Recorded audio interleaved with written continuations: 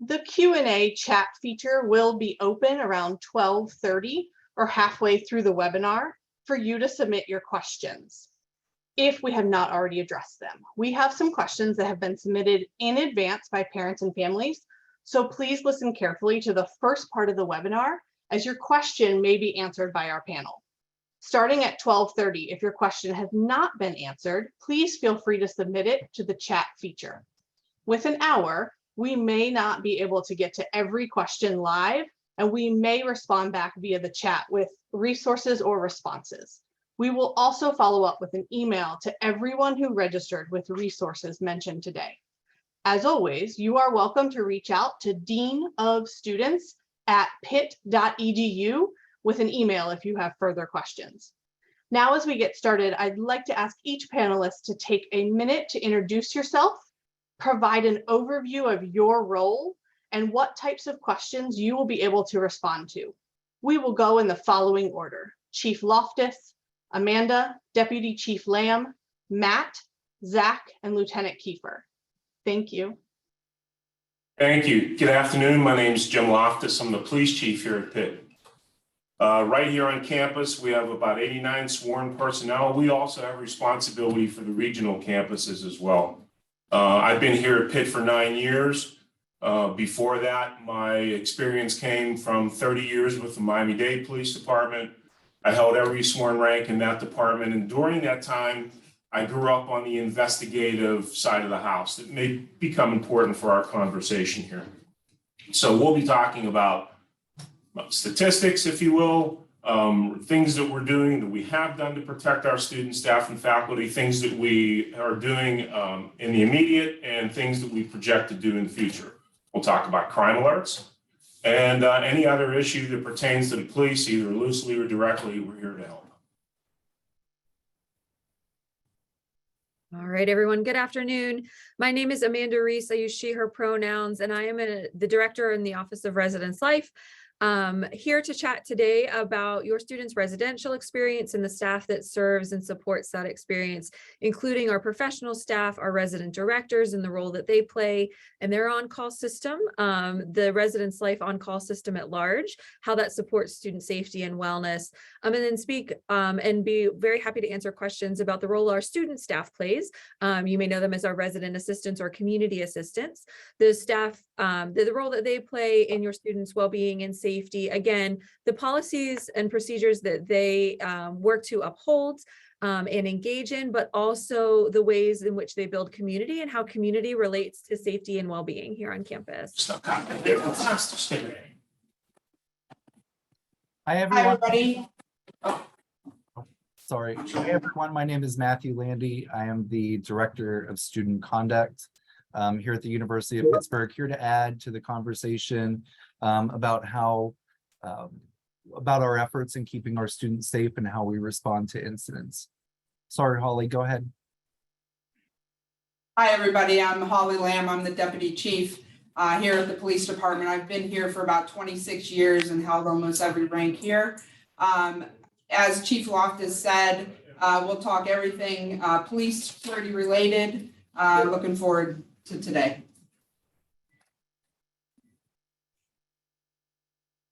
Hey y'all, my name is Zach Davis. I use he, him pronouns, and I serve as the Title IX Response Manager within the Office for Equity, Diversity, and Inclusion. I'm happy to be here today to answer any questions you might have about university's response to addressing forms of reports of harassment and discrimination, as well as resources, support services, and options for resolution when a victim or survivor is willing to come forward and work with our office to provide support services as they navigate their collegiate experience. Hi, my name is Brad Kiefer. I'm a lieutenant with the police department, currently the supervisor for the community programs, community relations unit. I've been an employee with the police department for coming up on 20 years. I'm prepared to answer questions and provide resources that the police department and the university offers in general. Thank you. Thank you, panelists. We're going to jump right into our first question. It is for the Pitt Police. What is the best way for parents and families to stay informed about crime alerts and safety on campus, And can you elaborate on ways the crime alerts have changed? Okay, the best way for parents and families to receive crime alerts are to follow us on social media. So that would be Facebook and Twitter. You would have real-time notification of when an alert went out, and also to check our website at police.pitt.edu, where we give updates on crime. We post our crime alerts, and then we also give updates on those crime alerts when we can. Now, we used to have an opt-in for students and faculty and staff, and now any student, faculty, or staff that obviously has an email address gets our crime alerts.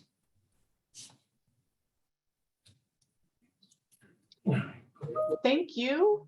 Our next question is about some of that data that Chief Loftus referred to in his introduction, but has crime increased on campus? We take the long view, obviously, and necessarily the short view as well. So anyone knows when you talk about statistics can mean a number of different things depending upon what your field is. That's no different in policing, really. And it's been that way forever. We enjoy talking about the fact that crime has dropped precipitously since 2008 on campus. It's the bottom has fallen out of crime. It's gone down dramatically. What makes that interesting, other than the fact that we might want to pat ourselves on the back about it, which obviously is not, we have some role in that, but our community, our education, our outreach, all of those things play a huge role in it on campus, is that in the last couple of years, as our crime rate has been dropping and predictably dropping, the national crime rate, especially for large urban areas, is going up. We're in a relatively large urban area. You asked me what that means, Summer, and I can probably go on for 4 hours about it, but you don't want to hear that. What it means is we're doing a pretty good job of suppressing crime on campus. Now, what goes along with that is, and as a matter of context and perspective, my wife and I are parents of 2 daughters who go to school here. So one crime alert, one allegation of sexual misconduct or sexual abuse is something that really gets our attention. And I would like people to know, if I could convey this one important message is, one is just too much. We don't look at this and say, well, our stats have dropped. We feel pretty good about that. Our stats ultimately, and we may never get there, would have 0 crimes on campus for a year. That would be wonderful. And that's honestly what the goal is. So we're working towards preventing, we're working towards detecting, solving crimes if it's that type of situation, presenting the best possible outcome possible as it relates to a prosecution, and making sure that our reporters, our victims, are taken care of by the university in the most holistic and most complete way. So yes, and I know there's been some, and we'll talk about crime alerts and recent crime alerts, and there have been 3 within a relatively compressed period of time. And you set the tone for that. We really can't get into a whole lot of detail, but there are some things I can discuss if the opportunity arises. Thank you. I'd now like to pivot a little bit. This question, the first part of this question is for Amanda, and the second part is for the Pitt Police. And that is, what are the current campus building security protocols? Amanda, if you could respond about our residence halls, and if the Pitt Police could respond about our academic and campus buildings. Thanks, Summer. I'm certainly happy to talk about our residence halls. There's a couple of layers of security when we are talking about your students' residential experience. And truly the very first one is our welcome attendants who are present at every entrance of the building. That is where not only does your student sign in, so we have a sense of who is in the building, who's supposed to be in the building, who has access to the building. But additionally, if there are guests visiting as well, they are also then signed in that same space and signed in relationship to a residential student. So if someone is coming to visit me in my residence hall, I am not only checking in myself as a member of that community, but I'm acknowledging that I am bringing a guest into that space and taking responsibility for their behavior and presence in that community. Our welcome attendants are outsourced security to the university. They're professionals who work for us in a capacity of security. And again, they are at those front doors of those buildings.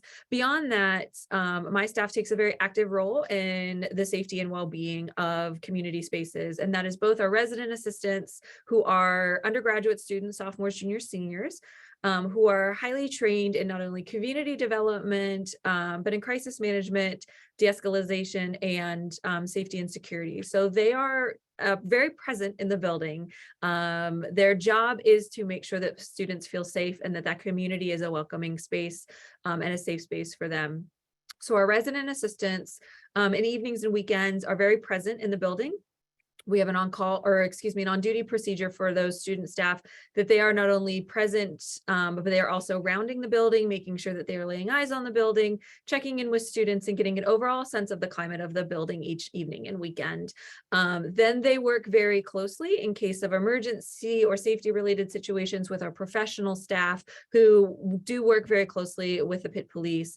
We have a professional staff member on call 24/7 from the Office of Residence Life, and those folks are to report and respond in terms of issues of safety, security, well-being, and health and wellness in community spaces as well.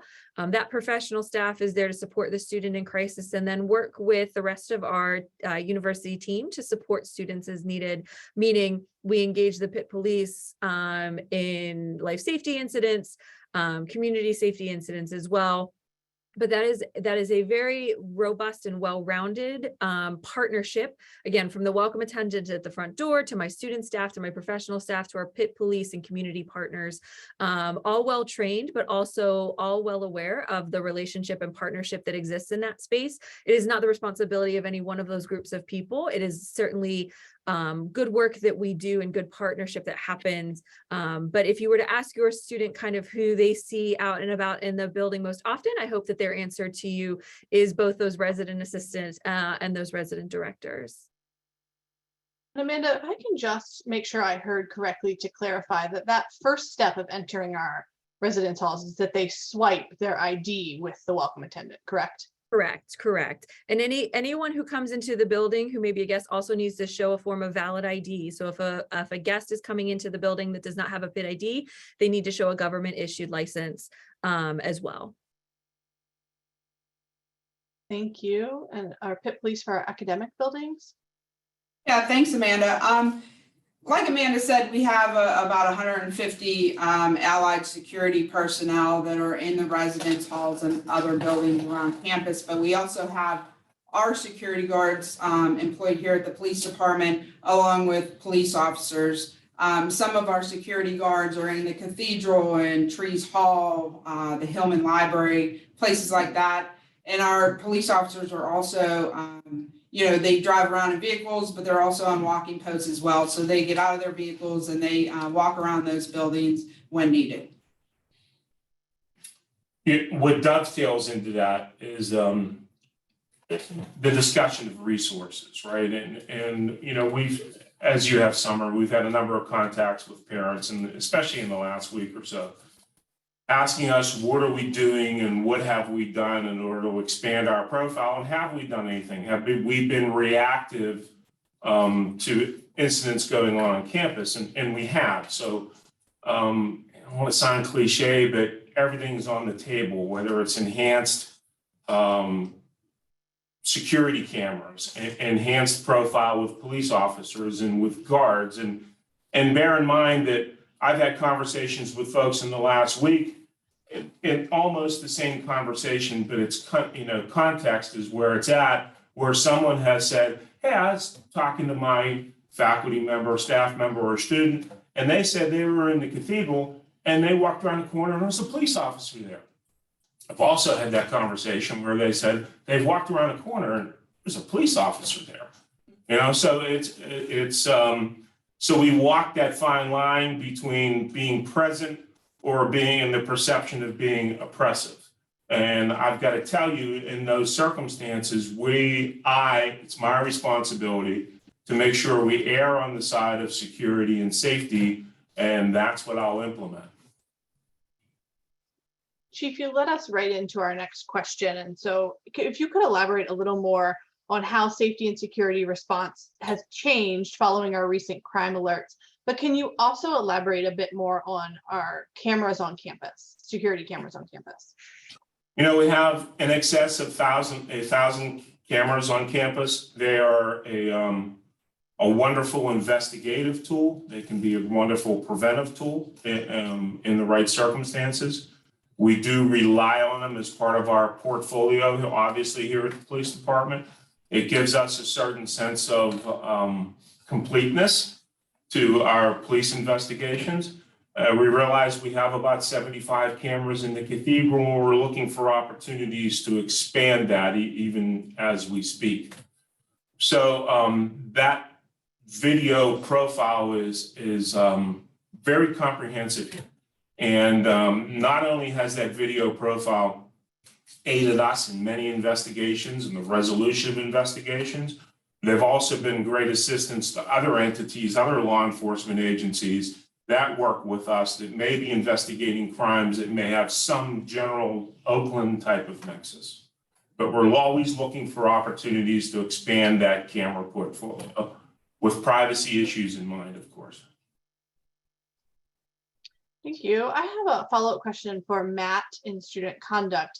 Matt, could you tell us a little bit about what would happen if a student does not adhere to or violates our guest and visitor policies? Sure. If a student is found in violation of our visitation policies, that may lead to sanctions such as a reprimand. It could be a suspension of privileges to have guests, and keeping in mind that guests are folks even from other rooms within the building. And depending on the severity, it could lead to suspension or dismissal from the residence halls. So we have to gauge that on a case-by-case basis. So anywhere from reprimand, loss of privileges, to removal from our residence facilities. Thank you.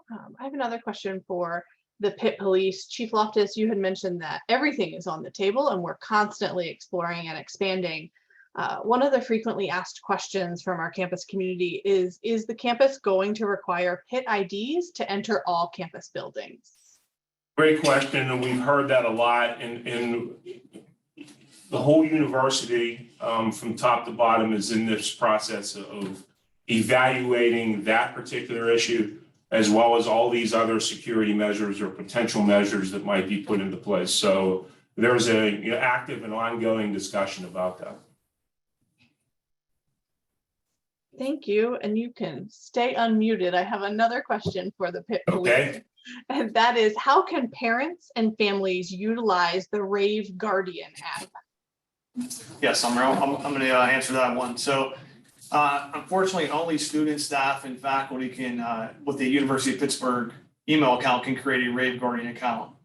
However, if the son or daughter has the Rave Guardian app downloaded, the student is then effectively able to utilize one of the features. It's called a safety timer. And the safety timer is set, and if the parent or family member is one of the contacts that they predetermine the student, they receive a text message alert, at which point, once they open it, it would show the location of the student and then the predetermined timer that the student put on. So even though they're not able to, the family members aren't able to download the app, they're still able to be part of it if the student downloads the Rave Guardian app. Some other features of the Rave Guardian, if the student has it downloaded, would be they can chat in real time with our police department. So what that effectively means is they can text message. It's like a text message with our dispatch real time versus a voice call. And another feature included in there is that they could send a picture, which at times can be very helpful at explaining whatever incident they want to report. Then from that app, they can, the communications back and forth with the dispatch. They can also, if they need to, you can call directly from the app if they need to explain more information over a voice call. So those are some of the main features. And, we we suggest all students download the Rave Guardian application. Thanks, Summer. Thank you. Switching gears a bit, Zach, our next question is for you, and that is, what is being done to prevent sexual assault on campus? Thanks, Summer. Within the Office for Equity, Diversity, and Inclusion, we are currently utilizing a lot of different initiatives to provide prevention and education efforts across campus. The Office for Prevention and Education was created in 2019 in an effort to respond to the university's most recent participation in the American Association of Universities Campus Climate Survey data on campus sexual assault and misconduct. That data showed us that 16% of students at Pitt had experienced some form of sexual misconduct. So almost 1 in 5 students had experienced stalking behaviors, sexual harassment, relationship violence, or forms of sexual violence. By the creation of this office, we are able to create some specific programs specifically tailored for peer education. Our senior manager for prevention, Carrie Benson, is tasked with dozens of students that are trained to talk to students about, one, healthy relationships, what consent means, so that we are combating misconduct before it can occur. Additionally, we are creating programs around bystander intervention. So speaking up and saying something are also other tactics or skill sets to help a bystander assist a friend before they become a victim or survivor of some form of misconduct. Lastly, we are also educating all of our students. So if your student is a first year this year, they would have received some type of online training before they came to campus. Likewise, all graduate students are required to share and be educated in forms of sexual misconduct and how to respond to those incidents. And lastly, I'll just talk a little bit about our responsible reporting system as ways to combat forms of sexual misconduct on our campus. All employees, except for those that are designated confidential, are required to report to the Office for Civil Rights and Title IX within OEDI disclosures of sexual assaults or misconduct made by a victim or survivor of that incident. That is to ensure that we are getting adequate support to victims and survivors in the forms of resources, accommodations, and interim measures.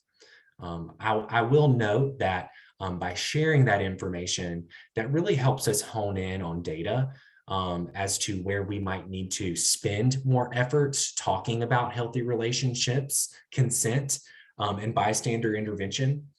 And lastly, when a victim or survivor's information has to be shared as a part of that responsible reporting, we are trying to give that victim or survivor some control back in their journey and their story.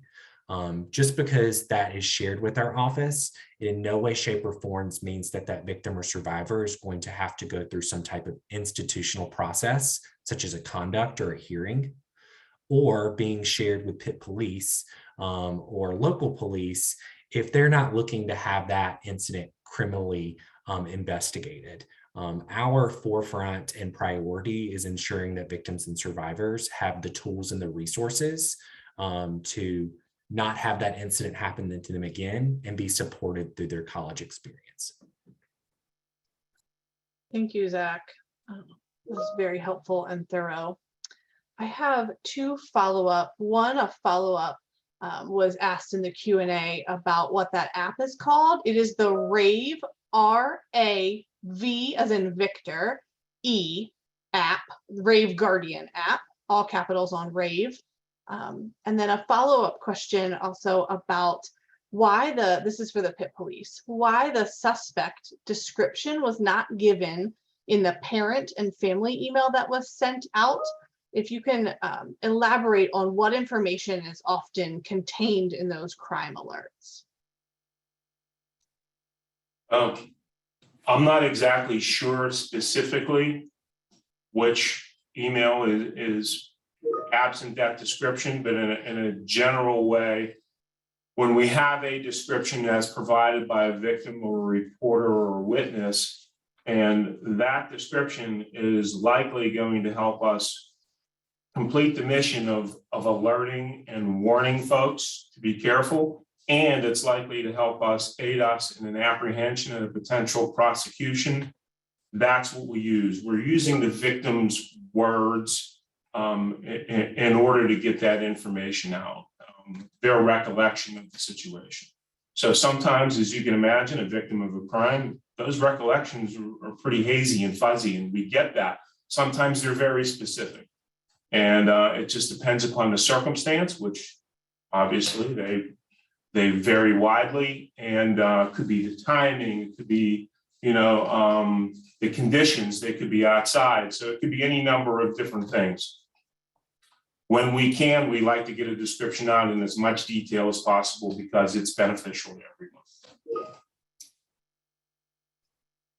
Thank you. And I'd like to clarify, Chief Loftus, that was really helpful. The two communications, the description was included, the description of the suspect was included in the crime alert. The other communication reference was actually the message from the Dean of Students, from the Division of Student Affairs, which would not include. So I just wanted to provide that clarification that Okay. message from the Dean of Students would not include the suspect description. We would ask parents and families to please connect with their student to review that crime alert information and have a further discussion about that. Thanks. Yeah, I do have sort of another follow-up to that, and that is Sure. around jurisdiction. You talked about us being an urban campus. Can you tell us maybe a little bit about why we would hear about some crimes on campus versus why we may not hear about other crimes? We may see those in the local news around the Pittsburgh area. Okay. So our jurisdiction, it's interesting. Obviously, everyone's been here and they understand our footprint. We are in an urban area. It's not as if we have a wall around our campus that everyone can point to and say, that's Pitt's campus, and that's where they police and that's what they do. So our jurisdiction is 500 yards within any university owned and leased building. That changes on almost a weekly basis, not the 500 yards piece, but what buildings we acquire or what buildings move out of the portfolio. It's a shared space with the City of Pittsburgh Police Department. 911 calls will go specifically to the city, and then we are advised. So let's, as an example, let's say we have a student, we have many of them living in South Oakland, and that 911 call would come in because somebody saw somebody on their porch and it just didn't seem right. That call's made, the City of Pittsburgh Police respond, but we respond as well. And we have the luxury, I'm not saying we aren't busy, but we have the luxury of spending more time with our students and faculty and staff in those circumstances than the city police do. So there are jurisdictional issues, and that who's responsible for something, but we spend a considerable amount of time and we have very few problems with something falling through the cracks. That just doesn't exist. If somebody calls the police are coming.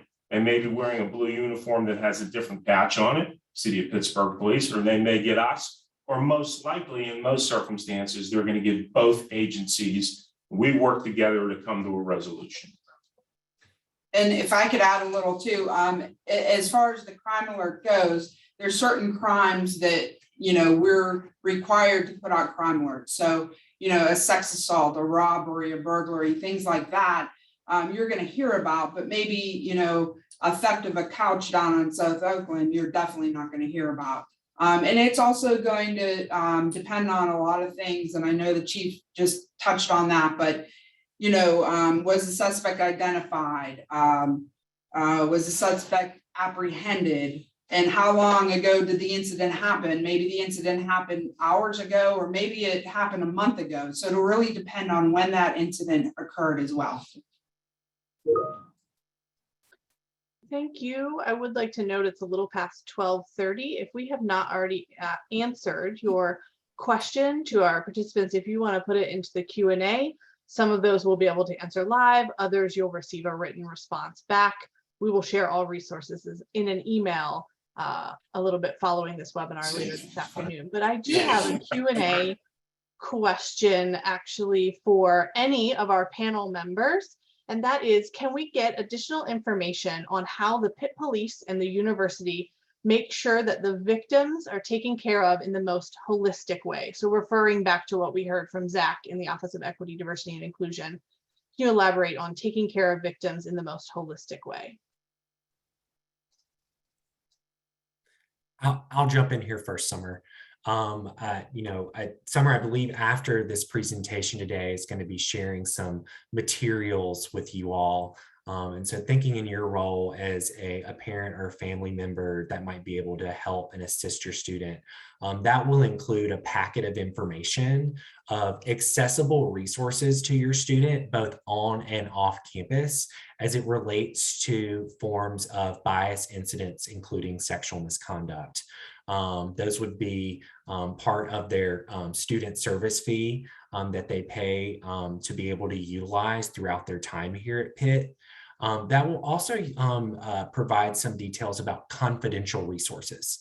I want to recognize the fact here that we're talking about a very a serious issue that might have some post-traumatic response that a victim or survivor might have. They might have a fear or concern in sharing a very personal detail about their life as it relates around to sex. They might be concerned coming forward and talking to a parent or a family member about that. They might even be concerned with talking to their peers. There are confidential resources through the University Counseling Center, as well as through our community partner, Pittsburgh Action Against Rape and the Women's Center and Shelter, to provide therapeutic confidential resources to talk about and provide some therapy and healing after a misconduct incident has occurred. I also note, and not to kind of jump forward, there was kind of a question about diversity as it might relate to forms of misconduct. Earlier, I mentioned that 16%, as recent as 2019, 16% of our students had experienced some form of sexual misconduct.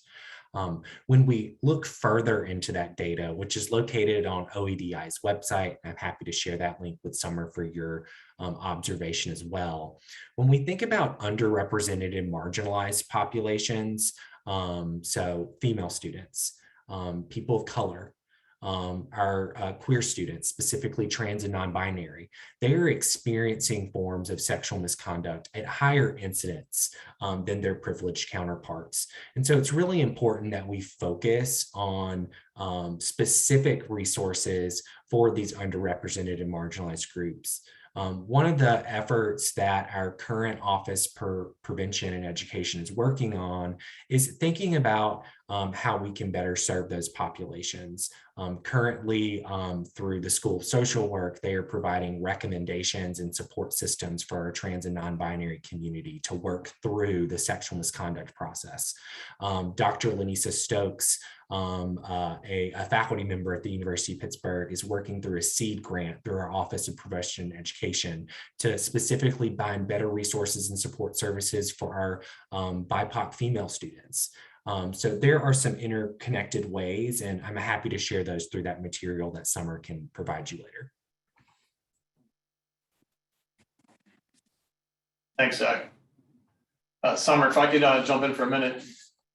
I want to elaborate on something the Chief Office brought up earlier with University of Pittsburgh Police responding with the City of Pittsburgh Police. And Zach touched on the counseling center, and that's one of the main reasons that Pitt Police, or a big thing that they're able to help with, is putting the students in touch with the counseling center and putting the students in touch with student affairs and offering the additional resources that maybe the city is not able to offer. And on top of that, having the university respond, we're able to provide other resources that the Pitt Police have, which is SAFE, a basic self-defense program. It's 2 hours long. It's free to all students, staff, and faculty. Situational awareness and basic self-defense is taught. It's very well received and highly recommended. So, thank you. Actually, thank you for mentioning the self-defense class or program, that was a question asked by a family member in our Q&A.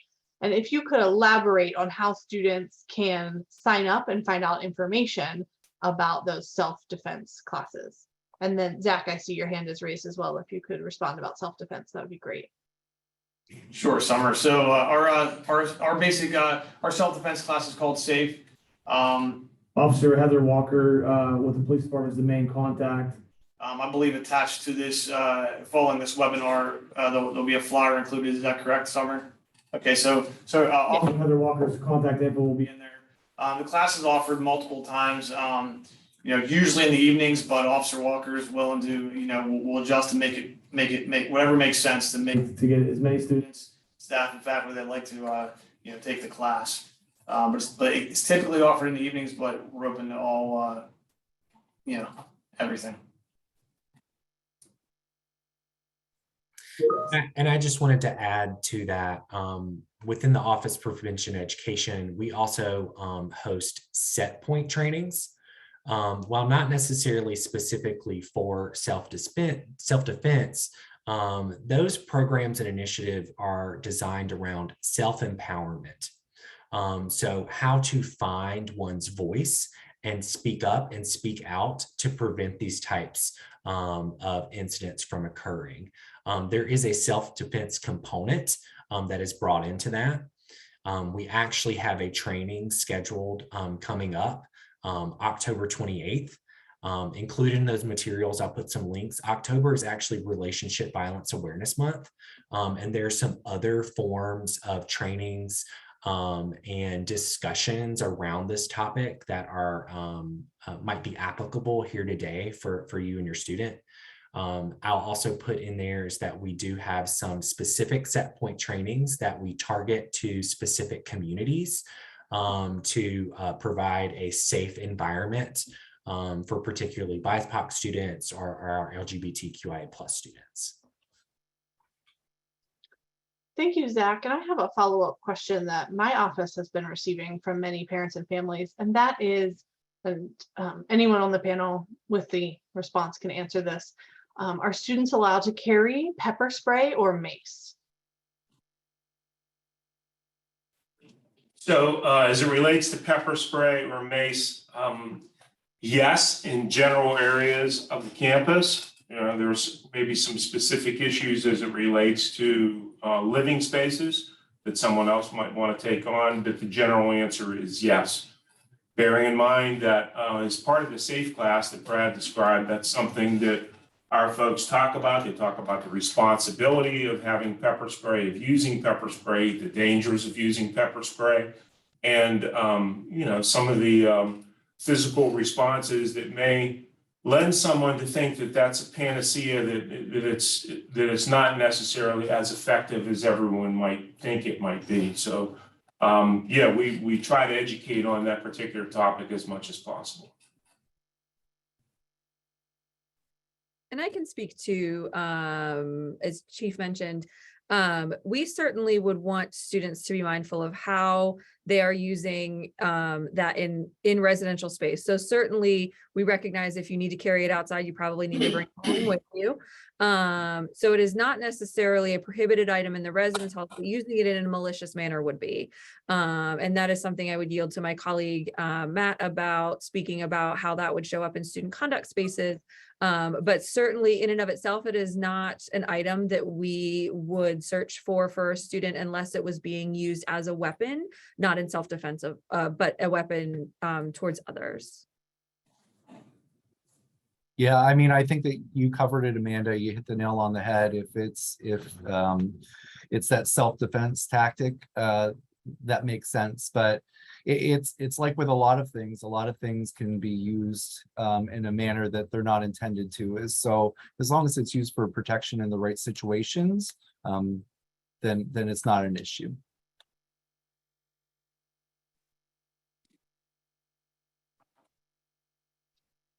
Thank you. This next question is for Amanda and Zach. Can you speak to ongoing prevention and education measures for students? If you can tell us a little bit more about what what each of our years of students, so what our first year students may be learning when they first get to campus, how we're reiterating that prevention and education message the whole way until our students graduate, and what is the purpose of that prevention and education programming. Sure. I'll speak a little bit to where that comes from a student's residential experience, and then I will certainly yield to Zach for a more collective experience for our entire student population. But as alluded to earlier, there is certainly for our new students, so our students who will be joining us for the first time, there is extensive education and training before they join us here on campus. And then that is certainly reinforced through our Welcome Week initiatives and the students' first 6 weeks, really reinforcing the education that came through those places and spaces, and also holding some space for the fact that students are now seeing it and understanding what it means to be on campus. And they are in places and spaces and in social situations where they are seeing that perhaps play out for the first time. And so also holding some opportunity for students for that continued education as our students are here with us. So it's not just this learning opportunity as they onboard with us, but continue to reinforce that, particularly through the Welcome Week and kind of those first 6 weeks programs. But additionally, through the residence halls, there is a component of safety and well-being in our curricular model for our students who live with us that reinforces that community safety piece and reinforces healthy relationships. I mean, far beyond too, and I will name, as I kind of turn it over to Zach, through a great partnership that we have with OEDI, not only as partners in investigation and in interim measures, but in partners as educators, and relying on the opportunities that they have to not only, again, continue to supplement what our students are getting as they arrive on campus, both for the first time and year to year. We certainly, as students continue to live with us in their sophomores or junior year, reinforce that messaging as well when they return to us each year, but really value the programmatic partnership that we have with our partners in OEDI as well.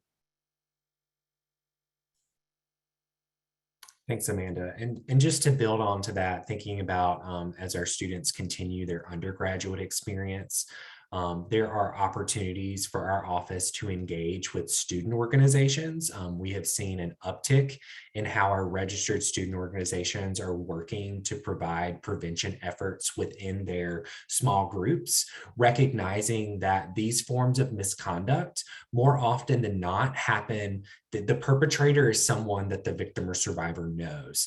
And so by targeting in those areas to have conversations around support and bystander intervention in these groups, that helps to combat as well.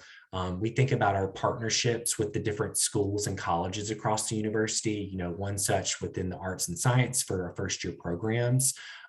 We have worked to include as a provider for those in the first year experience, information about prevention and education and bystander response to students. So they're getting that in the classroom as well as outside. And then we also think about some of our undergraduate students may also be considered a responsible reporter. And so they may be getting specific types of training on how to intervene if they hear or assist. Maybe they're an undergraduate teaching assistant, maybe they're a resident assistant, maybe they're working in a research in a lab on campus. And so these types of trainings are happening periodically throughout the experience. And then even more so when we start thinking about the graduate and professional student experience, recognizing that these students may also be having some form of power dynamic over our undergraduate students.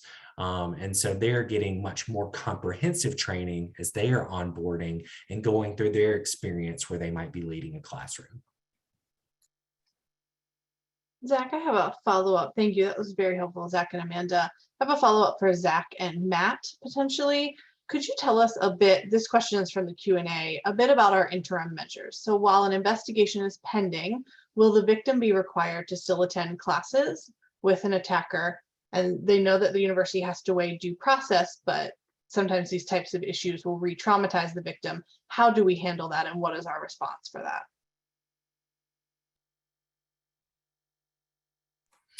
So I'll kind of go first here, Matt, if you're okay with that, and kind of talk from the office's response. Whenever we meet with the victim and survivor, it's really important for us to give them the keys to the process, to give them some sense of control after having experienced such a violent incident and feeling that they may have lost some of that control in their life.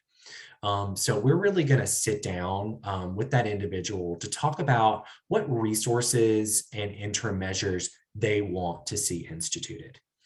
Because what we don't want is for them to feel like by instituting some type of action that they are going to lose control and maybe have some fears of retaliation or victim blaming occur after that experience. One of the great things that we can do is provide academic accommodations to students to support them in the classroom after this experience. We are typically confidential with that. We do not share information or details with the faculty member because they don't need to know that. And that student doesn't need to feel re-traumatized or their story shared with someone they don't want to. So we're going to act as an advocate for that student to have an accommodation that suits their needs, whether that be an excused absence, the ability to retake a test, or to move an assignment deadline. Additionally, there are other forms of interim measures that can be instituted that don't require some type of official conduct process in compliance with federal regulations under Title IX. So one of those would be a no contact order. If a victim or survivor would like to have a preventative effort to have no direct or indirect communications with another university affiliate, we can process that very swiftly within a business day to prevent those issues from occurring. And if there is some provocation of violating that no contact order, it doesn't mean we have to openalize the institutional Title IX process. That could be facilitated through a simple level 1 conduct hearing through the Office of Student Conduct, which wouldn't cause that victim or survivor to have to go through some type of formalized adjudication procedures. Additionally, there are instances where we may need to internally suspend or persona non grata someone from our campus, depending on the severity or pervasiveness of the conduct that has been reported. If that does occur, we're going to work with the Office of Student Conduct and the Dean of Students office to work through those cases. Our parties would be notified of that as they would have accessible information under FERPA to that. And likewise, if there's a persona non grata notice, we're going to work with our campus police department to ensure if that individual is ever caught on their campus, that they can be removed at that point in time.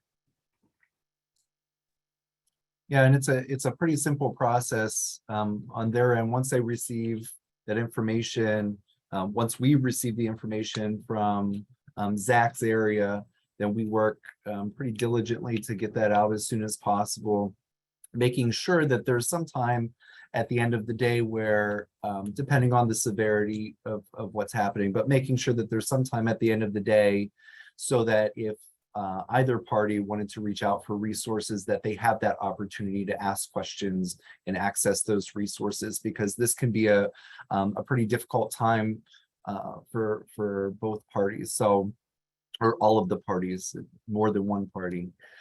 So making sure that they have access and time to process that.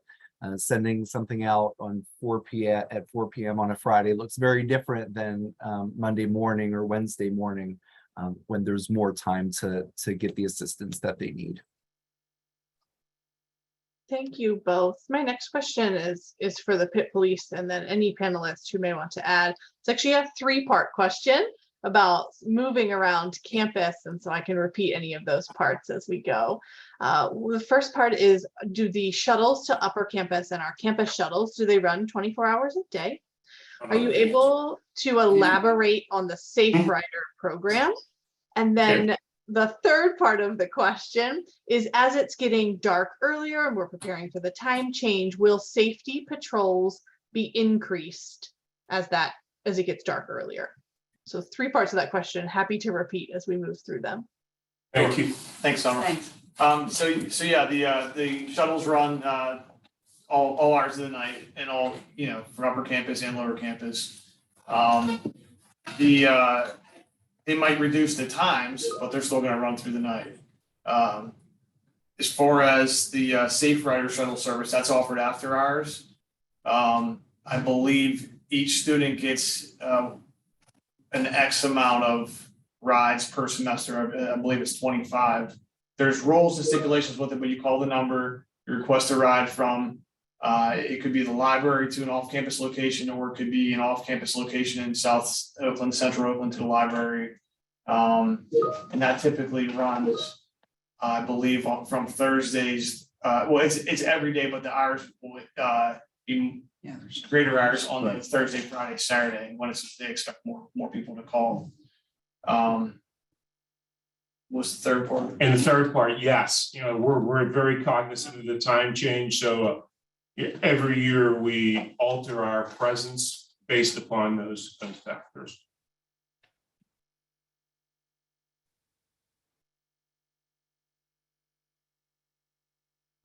Hey, Summer, can I throw one more thing in? Absolutely. I'm a knucklehead and I forgot this before. Not related to the specific topic, but we all know and everyone has discussed students in crisis, and it's no surprise that the police may be called to some of those circumstances. We entered into a partnership with the counseling center last year, and the program is called HEART. To reduce it to its least elements, we have a couple of mental health professionals that are available. As I said, this was a pilot and it is expanding. We co-respond to instances with our student, might be in a res hall, might be outside of a res hall, wherever they might be. And those students in crisis are contacted by the police and the HEART personnel together. And generally what happens then, when it's not going to be a prolonged safety issue, the police back away. The HEART folks, who are trained mental health professionals, intervene. It could be a student, a victim situation, reporter situation, whatever it might be. Someone who is in crisis is dealt with by those who are best equipped to do that. We get called to a lot of different things. We're a catch-all, that's great. And we really welcome the opportunity, however, to have these folks who have an enhanced level of training. It's been a phenomenal program so far, and we expect that it's going to expand as well. Thank you. That's very helpful. And I will also make sure we follow up to make sure that the HEART program resources are provided in our follow-up email. Really it's a phenomenal program. Wonderful. The next question is for Matt. Matt, if you could talk to us about what happens if a student is found responsible for an incident. Will the university kick them out is the question. Can you review for us some of our sanctions in the conduct process? Sure. The sanctions range from anywhere from a disciplinary reprimand to dismissal from the university, depending on the severity. It also depends on the conduct history of the student. And so if we have a slew of low-level violations, this may be the last opportunity for them, right? And so that may lead to suspension or dismissal. Again, depending on the severity, if it's an incident that caused harm to others, then we're not moving. We're moving past that reprimand to maybe a suspension or dismissal. So again, depending on the severity, but this is how the process works.